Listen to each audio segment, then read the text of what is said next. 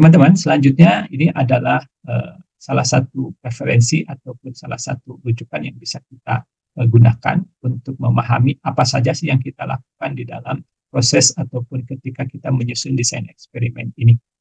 Yang pertama adalah kita harus tentukan tujuan penelitian kita. Jadi ini harus jelas ya, karena tujuan ini adalah penting dan ini adalah sebagai muara akhir apa yang akan kita buktikan atau akan kita capai.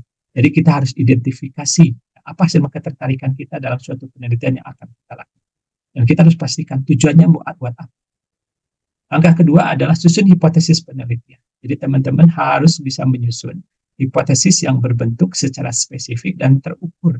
Jadi bisa kita ukur, bisa kita ada ukuran tertentu yang untuk menentukan benar atau tidaknya hipotesis itu nanti.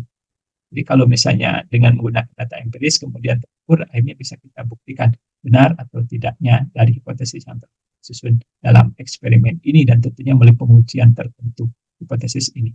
Kemudian yang ketiga, teman-teman harus identifikasi variabel. Variabel apa? Variabel-variabel yang dilibatkan di dalam penelitian ini. Kalau kita tertarik terhadap suatu fenomena, ya tentunya faktor yang mempengaruhi fenomena tersebut tidak satu, pasti banyak. Bisa puluhan, bisa ratusan. Tetapi yang dijadikan faktor ataupun yang dijadikan sebagai acuan untuk sebagai hal yang mempengaruhinya, pasti akan dipilih tidak sebanyak dari faktor keseluruhan, tapi mungkin hanya 2, hanya 3, hanya 4, dan saya pikir jarang yang melibatkan puluhan ataupun belasan faktor sekaligus. Kemudian yang keempat, pilih desain eksperimen. Jadi berdasarkan nanti teman-teman tujuan akhir yang akan dicapai, kemudian juga perkiraan data yang kita miliki seperti apa, nanti teman-teman juga akan lihat kondisi daripada populasi yang kita miliki seperti apa, nanti kita bisa menentukan desain eksperimen apa yang paling sesuai untuk pelatih atau penelitian yang akan kita ini. Tadi ya, keragaman unit observasi ataupun unit eksperimen itu akan berpengaruh bagaimana cara kita mendesain. Berbeda antara unit-unit eksperimen yang homogen dengan yang heterogen ketika kita mulai desain. Kemudian yang kelima, tentukan unit eksperimennya, apakah kita akan pilih secara populasi atau keseluruhan atau hanya nanti sampel saja. Kemudian juga teman-teman setelah mendapatkan atau menentukan unit eksperimen yang diambil, kemudian terapkan perlakuan yang sudah direncanakan. Manipulasi apa yang akan diberikan atau dirancang, yang telah dirancang oleh teman-teman dan bisa diimplementasikan ataupun diberikan kepada unit-unit eksperimen yang terpilih. Kemudian teman-teman harus melakukan pengukuran hasil, artinya teman-teman harus mengumpulkan data atau informasi dari unit eksperimen sebagai respon dari perlakuan yang sudah dijalankan. Kemudian teman-teman akan melakukan analisis data, tentunya setelah data terkumpul, teman-teman melakukan analisis, boleh jadi secara deskriptif, kemudian juga dan kemudian akan dilakukan secara inferensi ataupun melalui penaksiran atau pengujian.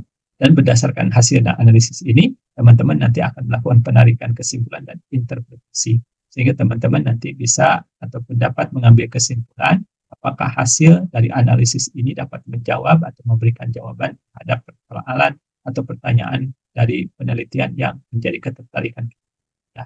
Jadi sekali lagi, ini sangat menentukan teman-teman data yang kita peroleh ini untuk menjawab persoalan atau permasalahan yang kita miliki di dalam penelitian ini. Oleh karena itu, sekali lagi, desain eksperimen ini akan menjadi penting untuk disusun ataupun dirancang, sehingga nanti teman-teman mendapatkan data yang akurat. Teman-teman, itulah diskusi awal kita berupa pengantar atau pendahuluan tentang desain eksperimen. Tadi adalah mulai dari pengertian atau definisi desain eksperimen atau rancangan percobaan itu sendiri, kemudian prinsip-prinsip dasar apa yang ada atau yang harus teman-teman pahami agar secara keseluruhan dalam diskusi terkait dengan desain eksperimen ini menjadi lebih dipahami, termasuk jadi pengertian-pengertian dasar. Mulai tadi dari replikasi, pengacakan, ada kontrol lokal dan sebagainya. Termasuk juga tadi terkait dengan apa itu perlakuan, apa itu unit eksperimen, dan apa kekeliruan eksperimen. Jadi mohon di video-video awal ini teman-teman dapat memahaminya dengan baik, sehingga di diskusi berikutnya kita akan semakin mudah untuk memahami desain tertentu yang kita diskusikan. Baik teman-teman, itu saja yang dapat disampaikan sebagai pengantar awal untuk desain eksperimen atau rancangan percobaan ini. Mohon maaf apabila ada kekeliruan atau kesalahan dalam penyampaian. Mudah-mudahan ini menjadi ilmu yang bermanfaat bagi kita semua. Kita ketemu lagi dalam video yang membahas mengenai desain eksperimen yang lebih. Assalamualaikum warahmatullahi wabarakatuh.